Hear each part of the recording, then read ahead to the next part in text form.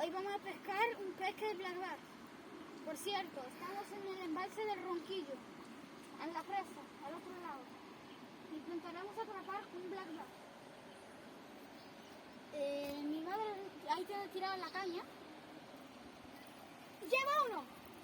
¡Llevo! ¡Anda! ¡Ah! ¡Anda, qué bestia!